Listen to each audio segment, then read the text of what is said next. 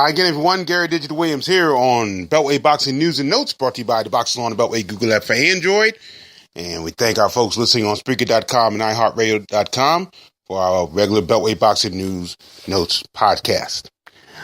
We have a lot going on this week. We're going to give you a recap of what happened last week. Big weekend for the Beltway as far as action around the country and also in the area. Had a card here in the area as well last week. And we also have a National Golden Gloves update as our DC region boxers are in Omaha, Nebraska for the National Golden Gloves. And of course, this is Russell Diaz Fight Week. And of course, that leads up to Saturday, May 19th at the MGM National Harbor Casino in Oxon Hill, Maryland. We'll give you a full preview of that card. A lot of changes on that card, and we'll give you a full preview about that and also give you some times about when everything's supposed to start. And I have a little bit of a commentary about this card as well going forward. Beltway Boxing News and Notes brought to you by Real-Time Pain Relief from boxers to ballerinas. For shoulder pain and muscle strain and everything between, Boxing Along the Beltway recommends Real-Time Pain Relief, the natural, plant-based, safe, fast, and effective ointment. Of course, as always, you go to freepainoffer.com, buy $10 worth of Real-Time Pain Relief, you get a free $10 tube of Real-Time Pain Relief. Rub it on, the pain is gone in real time. Also, don't forget, DeborahSpears.com. And I tell you something, I have an opportunity now because I bought one of those pendants. Actually, I didn't buy it. I got it actually as a gift from Deborah. But it is a beautiful boxing glove pendant. That is there. It's nice and silver. It's a beautiful pendant. And it could be yours if you go to DeborahSpears.com, buy that glove pendant. If you're a first-time visitor to DeborahSpears.com, you get 20% off that purchase, and shipping is free. And a lot of big things coming up from DeborahSpears.com. So don't forget to go to Deborah, Debra Spears.com. As we said, a big weekend this weekend for the Beltway. Most of it successful. We had a little bit of step backs along the way, but the big bout, I guess, of the weekend probably took place at the 2300 Arena, and that was where Glen out of Baltimore, Maryland, he was stopped in the 8th round by Joshua Don't Blink Greer of Chicago, Illinois. That was on a Showbox card that was televised by Showtime this past Friday night. DeZern was in his third straight very difficult bout. And I hope you had a chance to listen to the interview Juan Marshall and I did with Barry Hunter on Saturday at the Michael & Son Sportsplex at Dulles in Sterling, Virginia during the TAC Promotions card. We'll talk more about that card in a little bit, but hope you had a chance to listen to Barry Hunter because he was very honest about the fact, quite frankly, that he did not want this card. He did not want that bout for Glen. It was a very difficult bout. He's been in two previously hard, tough bouts. He had a win in one against Leroy Davila, and of course the draw against Adam Lopez, and it was tough. I mean, it was a tough situation for him, and against Joshua Greene, it was a very difficult bout. DeZern got off to a good start, but Greer came back and rocked DeZern a few times during the bout, and subsequently he had the bout stopped in the 8th round. So I mean, it was a tough bout for Glen, and really he doesn't need any more of those. As good a boxer as he is, you know, this is his third, I think actually maybe his fourth tough bout that he's had. He's lost two and had a draw in one. So. And then you had the win against Leroy Davila. All three of these bouts have been tough bouts for Glen DeZern. And I think that he needs a bout that kind of can recalibrate himself, so to speak, and really get back on track, get back on the winning note, and try to retool his career. He's definitely not out of the picture, but it really, because he's a very fan-friendly fighter, but after this bout against Greer, you got to wonder that fan friendliness is coming at DeZern's peril, for lack of a better term. So again, tough break for Glen DeZern once again, and he loses an 8th round TKO to Joshua Greer. Greer's a very good fighter, no question about that. And even Barry Hunter talked about how good he was and how well he knew Greer. So it was a tough bout all the way around. So hopefully Glen DeZern can really kind of get himself back on track a little bit and take an easier bout this time around. We'll see what happens. So that was at the 2300 Arena in Philadelphia, Pennsylvania.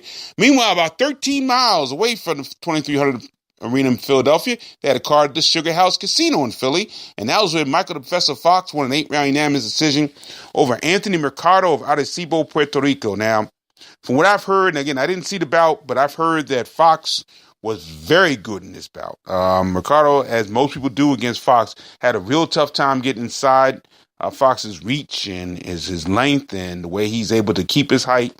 And Fox went on to win the bout 78-74 and 79-73 twice. Now, I did see the tail end of the bout when they announced it. Somebody showed a video of that, and a lot of people weren't happy with the decision. So again, I didn't see the bout. I don't know if it was a closer bout than the judges gave it credit for, or whether or not people actually thought Mercado may have won the bout. I don't know, but it was a good win for Michael Fox, and he is now 17-0, 4 KOs. Mercado is 11-4 with 10 KOs. Also, the card, that same card, Jordan the Kid Peters, lightweight out of Washington D.C. He lost by second round TKO to Josephat Ortiz of Reading, Pennsylvania. A lot of people like this guy Ortiz, and this is the second straight Beltway boxer that Ortiz has faced. He defeated Evgeny Mechanov in his last outing prior to the bout against Peters. Now, in this bout, however, Peters did knock down Ortiz in the first round, but Ortiz came back later on and dropped Peters in the second round, and the bout was stopped at 2:13 of the second. Peters is now 2-2-1 with 2 KOs. Ortiz remains undefeated. He's 4-0-1 with 2 KOs. Excuse me. Now, the biggest shock of the weekend. This bout took place at the Turning Stone Resort and Casino in Verona, New York.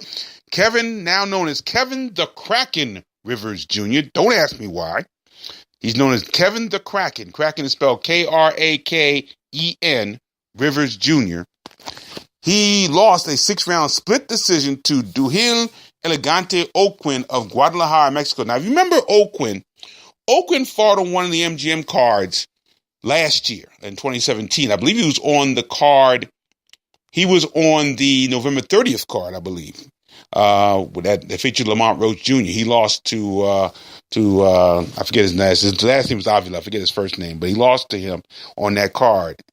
So Oakland was pretty known, but in this case, Rivers actually. There was a situation in this particular bout that may have turned the bout in favor of Oakland. And during the bout, there was a situation where Oakland threw a punch that missed Rivers, but Rivers fell down. He may have slipped. But referee Danny Scavone did not see that. He was either behind the play, but he was at a bad angle, and he called it a knockdown. And in that situation, that helped Oakland win the bout. Rivers did get one judge's card at 58-55, but the other two judges scored at 58-55 and 57-56. So real tough loss for Kevin Rivers. And it's interesting, Kevin Rivers, 2 losses on his career. He is now 14-2, 10 KOs. One was a majority decision, and one is a split decision. So that's interesting in that regard. But at the same token, they were both against guys that Rivers was really kind of supposed to beat. I mean, Oakland came in, he has a record now of 13-9-3 with 9 KOs. And the guy he lost to first time around, I believe, had a under 500 record, as a matter of fact. But he was a Mexican boxer, and a lot of people give credit to Mexican boxers for fighting tough people in Mexico. And so that's the problem. You know, he's lost close bouts. And in fact, in the first loss he had, he actually was knocked down twice in that bout and still got a majority decision. Got 2 draw on one of those scorecards. But there's still to people that quite frankly, on paper anyway, Rivers is supposed to beat. So that's a tough paradox there. So hopefully Rivers can get himself back on track. Also in that card, this card is at the Powell Center in Hockinson, Delaware. Dante Mr. Untouchable Burtz, he fought for the second time in a week, and he won a 4-round unanimous decision over a local boxer who's making his pro debut. I'd never heard of him. His name is Veras Pena. He's out of Oakland, Maryland.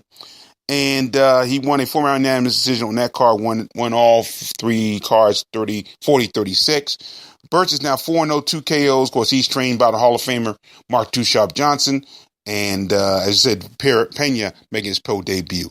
And also at the Lincoln Event Center, Twin River Event Center in Lincoln, Rhode Island, James Too Slick Early, the featherweight, super featherweight out of Sea Pleasant, Maryland, he lost a 4-round unanimous decision to undefeated Rickie de los Santos of Providence, Rhode Island. He lost by all 3 cards, 40-36. Early's now 3-3 on his career, and De Los Santos is 5-0, 1 KO. Now, as far as the card that took place here in the Beltway, again, it was only 3 pro boxing cards. It was a combination boxing and Muay Thai card at the TAC promotion, at the TAC Promotions card at the Michael and Son Sportsplex at Dulles in Sterling, Virginia. You can read the whole card, read the whole description of the card on the blog, boxingonbeltway.blogspot.com. I will say this. It was a very interesting night. Night where I ended up actually serving as the ringside announcer for the card. I enjoyed that. I really did. I had a lot of fun with that. I thought Patrick Harris and Ronaldo Gaines fought very, very well. I was very impressed with Ronaldo Gaines, actually. And I admire Gaines because he has gone through so much over the last couple of years. I mean, he was acquitted of attempted murder. He was shot in the stomach, and he had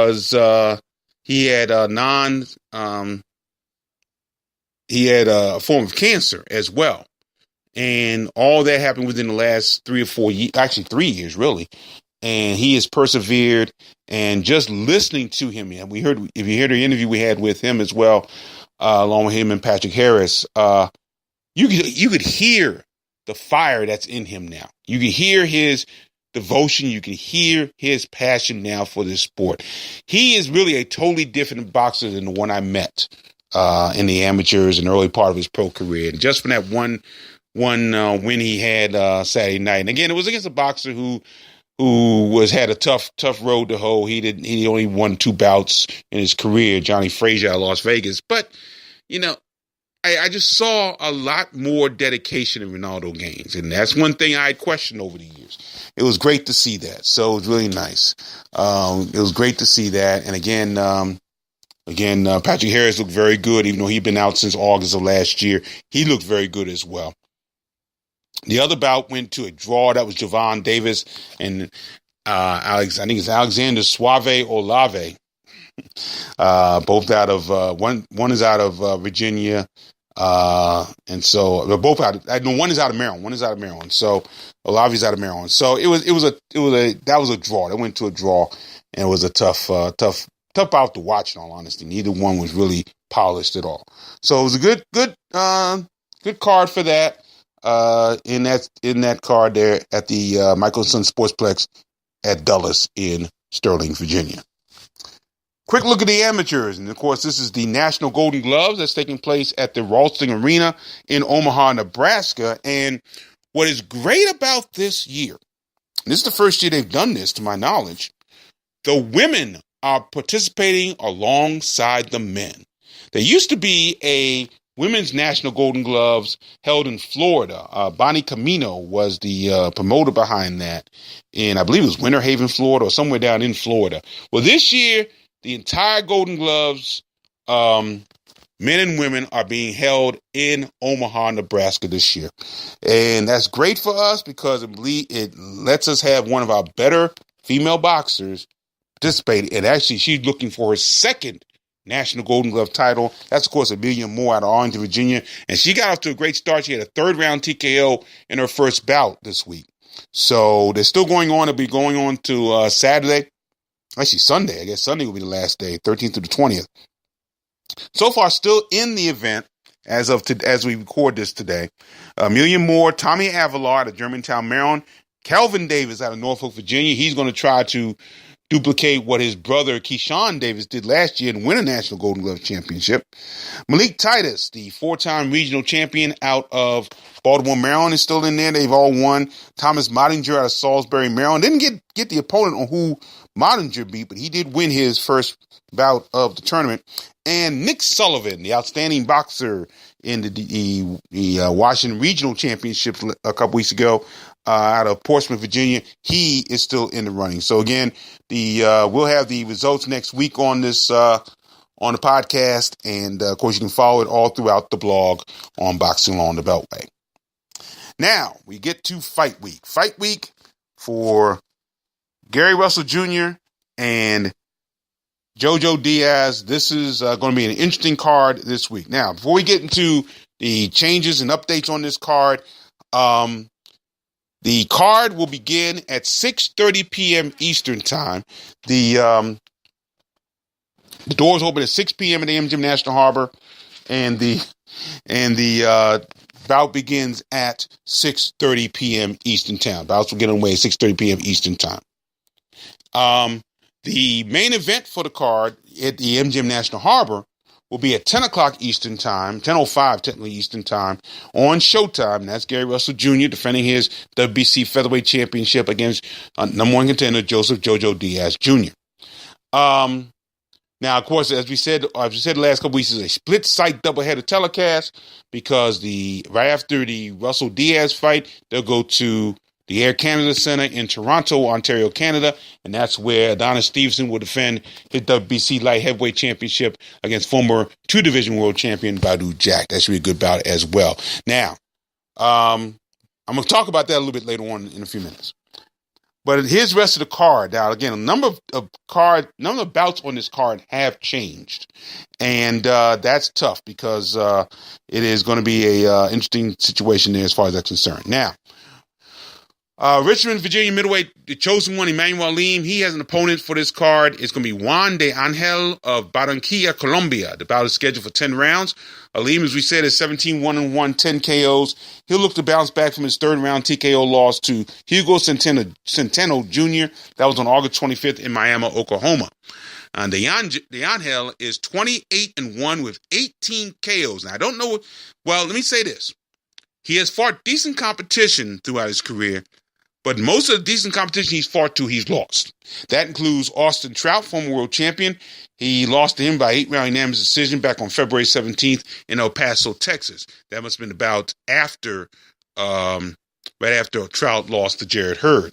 And Antoine Douglas was one of Angel's opponents, and Douglas knocked him out in the fourth round on July 14th, also in Miami, Oklahoma, and that was for WBC Fecker Box middleweight title.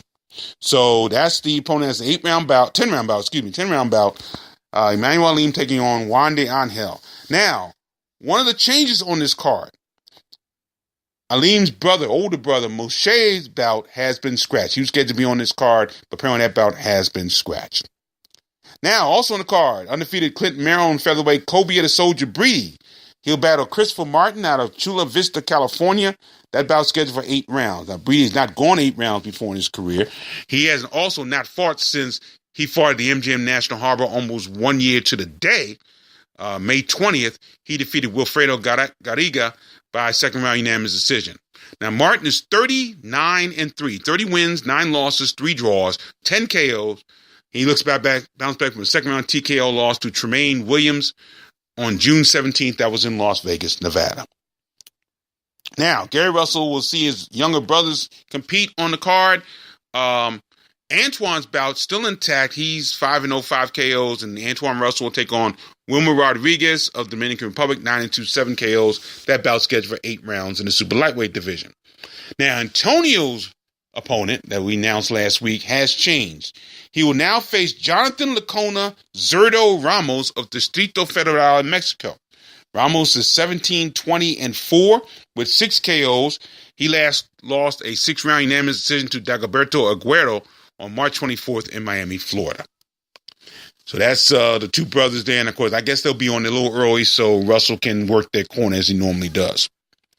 Also on the card, Alexander, Virginia super welterweight Brandon Bulldog Qualls. He's going down in weight. He used to be a middleweight. He's going down to the super welterweight division. He'll be in a 6-round contest against another veteran, Fidel Monterosa Munoz of Ecatepec. Yes, Ecatepec, Mexico, and he's originally from Colombia. Munoz is 38-17-1, 30 KOs. He'll try to break a 4-bout losing streak. Now, one other bout has been added to the card. That's a battle of Virginia cruiserweights. Ruben Simmons out of Roanoke, Virginia. He's 2-0, 1 KO. He'll take on Aaron Davis of Whiteville, Virginia, and he is 0-1. So once again, the card will start at 6:30 p.m. Eastern Time. The main event begins at 10 o'clock in the evening. Now, let me say a couple things about this card. I've been hearing that the ticket sales have not been going well. Now, I will say this. The card, they only had about a little over 2.5 weeks to prepare to promote this card. And they did have the open workout a couple weeks ago. Actually, it was the 11th at Enigma Boxing Gym. They also had a media workout the day before. I will say that I didn't go to the media workout. I did go to the fan workout, and I tell you, it was a big crowd there on hand for that one. So it was really nice to see that. However, again, I've been hearing that the ticket sales aren't going well. And again, on the one hand, I understand it because, again, they didn't have a whole lot of time to really promote this card. The other side of it, though, is that this card, I should say, this TGB Promotions and Golden Boy Promotions card is truly a Beltway showcase.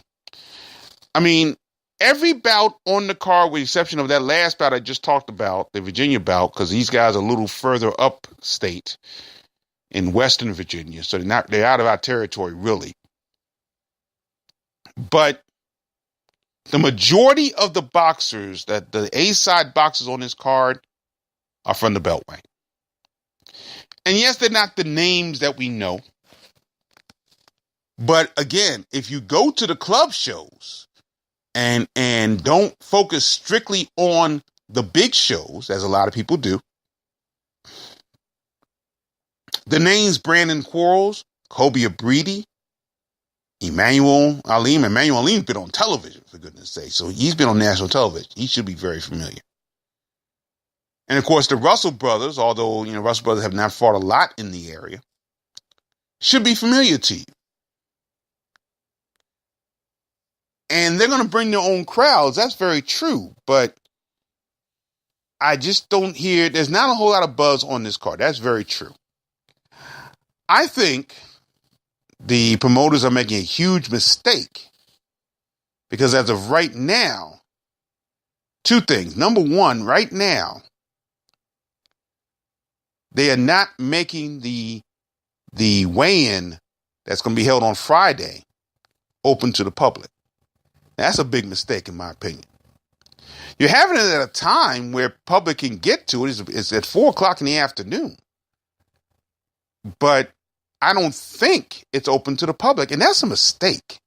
That is a mistake. That's where you build up a late surge of ticket sales for that card. Now, this card overall is priced very steeply for a card of this nature. Now, from what I hear, all the $50 tickets are gone. But the other one's like 100, 175, and I think 275. I think that's slightly much for this, even if it is for a world championship bout. Now, this is good if you have 2 world championship bouts. That makes sense. And that actually leads to the second problem I'm having with this card. And again, I'm just going strictly by the reading of the email I received from Swanson Communications, who's doing the PR for this card. The way it was worded, the Adonis Stevenson Badu Jack bout will not be shown on the big screens at the MGM National Harbor. It's only going to be shown at ringside and in the media center. That's ridiculous. That's ridiculous because I'm pretty sure a good portion of boxing fans would stay to watch Adonis Stevenson Badu Jack. It's a good bout as well. Just like Russell Diaz is going to be a good bout. But the way Swanson Communications worded the email, that's the only thing I'm going by right now. They will not show Stevenson Jack in the arena. That's ridiculous. That's an extra bout that fans could see for free by coming to the card. That's not a good idea. For them not to show that, that's not a good idea in my opinion. It really isn't. It's a terrible idea. They need to do better with that. And I really believe they need to make this weigh-in open to the public. Now, again, I'm going strictly by the wording of Swanson Communications. They gave no indication that the weigh-in will be open to the public. I hope they change that between now and this Friday. But they need to really consider that going forward. That's ridiculous. I mean, the press conference, I get that. That should not be open to the public. That's a media thing. I get that.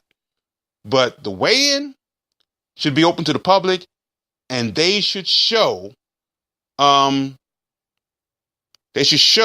bout between Stevenson and Jack on the big screen. Now, that's what they did in last year on May 20th. They showed Gervonta Davis and Liam Walsh. But again, number one, it was another Beltway boxer, so we had to show it. It was great they showed it. Number two, the bout came on before the Russell bout.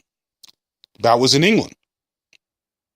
So when Gervonta Davis fought Liam Walsh, it was before the bout in DC in MGM between Russell and Oscar Escandón. So it made sense for them to show it. It makes sense this time to show it afterwards. Now, I know that means extra time, overtime, whatever, for the people that work there, but I think you've got to give people what they want. And I think it'd be unfair not to show that bout on the big screens at the MGM National Harbor. To have it strictly for the press at ringside, that's and in the media center, that's ridiculous to me. So, granted, there wasn't a whole lot of time to prepare for this. I know, excuse me, I don't know whether or not it was the last minute thing they decided to have the card here. I don't know what happened there. And again, they only had 3 weeks to promote this card. But I think there's mistakes are being made that hopefully will be rectified by Friday and Saturday. And hopefully I'll have a good night. So again, it's a Beltway showcase. That's the big thing, folks. It's a Beltway showcase that Beltway boxing fans, true Beltway boxing fans, need to attend. So I hope to see you there on Saturday, March the 19th for the card featuring the WBC featherweight champion Gary Russell Jr. defending his title against JoJo Diaz at the MGM National Harbor in Oxnard, Maryland. Now, Juan Marshall and I will be blogging throughout the night. We'll be podcasting. We'll do an intermission podcast report as well as a post-fight wrap-up show as well. So look forward to hoping to see you there at the MGM National Harbor on Saturday, May 19th. That'll do it for another edition of Beltway Boxing News and Notes. Remember, Beltway Boxing News and Notes brought to you by Real-Time Pain Relief. Don't forget, freepainoffer.com. Buy $10 worth of Real-Time Pain Relief. You get a free $10 tube of Real-Time Pain Relief. Rub it on. The pain is gone and in real time. And by DeborahSpears.com. Don't forget about that great boxing pendant. And look at that other jewelry she has. Go to DeBraSpears.com. I'm Gary Digital Williams. Thanks for joining me, everybody. And always remember to keep supporting the best boxing in the world. The boxing along the Beltway. Thanks for listening. Take care.